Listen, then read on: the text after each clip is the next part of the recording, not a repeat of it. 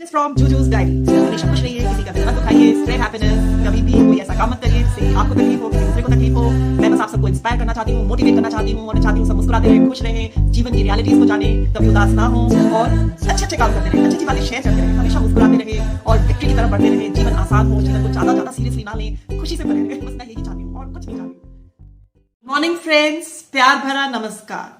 हमारा देश भारत ऐसे रोचक प्रसंगों, ऐसी प्रेरणादायक कहानियों से भरा पड़ा है कि जिन्हें सुनकर, पढ़कर हम गौरवान्वित महसूस करते हैं।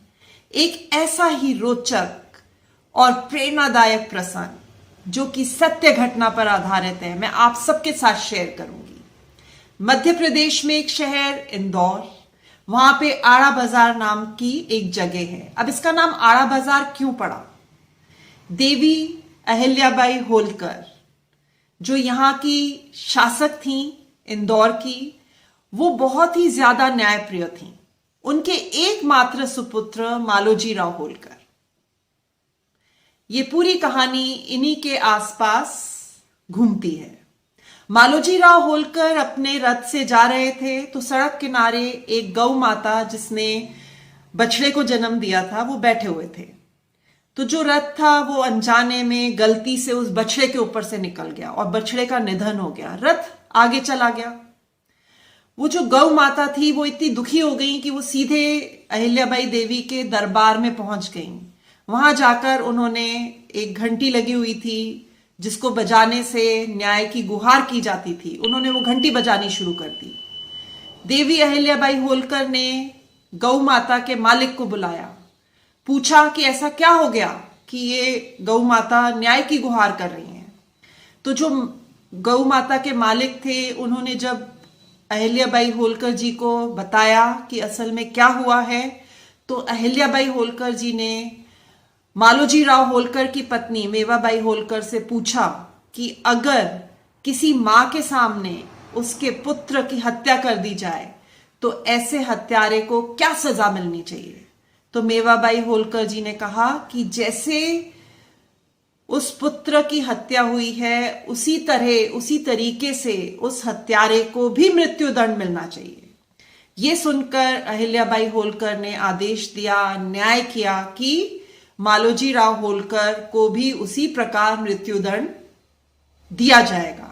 तो मालोजी राव होलकर के हाथ पैर बांधकर उनको सड़क पर डालने का आदेश दे दिया। अब जब सारथी से बोला गया कि उनके ऊपर से रथ लेके जाओ तो सारथी ने मना कर दिया। उन्होंने कहा नहीं, हमारे इस राजघराने के एकमात्र कुल दीपक हैं ये, मैं मालोजी राव होलकर के प्राण नहीं ले सकता, आप मेरे प्राण ले लीजिए। ये सुनकर अहिल्या देवी ने यह निर्णय किया कि रथ वो खुद चलाएंगी। तो वो दूर से रथ को भगाकर लेकर आ रही थीं। तो जब रथ मालोजी राव होलकर के पास पहुंचा तो वो जो गौ माता थी वो आके मालोजी राव होलकर के सामने ऐसे आड़ी खड़ी हो गई। तो रथ को रोकना पड़ा। वापस से देवी अहिल्याबाई होलकर दूर गई, वापस से रथ भगाकर लेकर आने लगी। तो वापस से वो गाय आकर जो गौ माता थी वो आड़ी खड़ी हो गई और मालोजी राव होलकर के प्राण बचा लिए। ये सब जो दरबारी देख रहे थे, जो जनता देख रही थी, वो गौ माता की जय जयकार करने लगी। फिर जो देवी अहिल्याबाई होलकर थी उनको ये बोला गया कि गौ माता ने मालोजी राव होलकर को क्षमा कर दिया है, वो नहीं चाहती हैं कि आप उनको मृत्यु दंड दें। एक मां अपने पुत्र के प्राण ले। क्योंकि वो गाय वहां पे आके ऐसे आड़ी खड़ी हो गई थी तो इसलिए उसका नाम आड़ा बाजार रखा गया। अब आप देख रहे हैं कि देवी अहिल्याबाई होलकर जी की तो जितनी प्रशंसा की जाए वो कम है। उनके न्यायप्रिय होने का जो गुण था उसकी हम कितनी भी प्रशंसा करें तो हमारे पास शब्द नहीं है। पर वो जो गौ माता थी उन्होंने हमें कितनी बड़ी शिक्षा दी। क्षमा करना एक इंसान में सबसे बड़ा गुण है, क्षमा करना। वो गौ माता ने हम लोग को सिखाया कि कैसे उन्होंने अपने ही पुत्र के हत्यारे को क्षमा कर दिया। किसी भी धर्म में क्षमा को सर्वोप्रिय माना जाता है क्योंकि क्षमा ना करना यानी अक्षमा जो रहती है, जब हम क्षमा नहीं करते हैं तो वो दोनों तरफ नुकसान पहुंचाती है। जो क्षमा नहीं कर रहा है उसको भी बहुत नुकसान होता है। जो अक्रोध है वो ही क्रोध का शमन करता है, जो प्रेम है वो ही घृणा का शमन करती है, और माफ कर देना वो ही दुश्मनी का शमन करती है।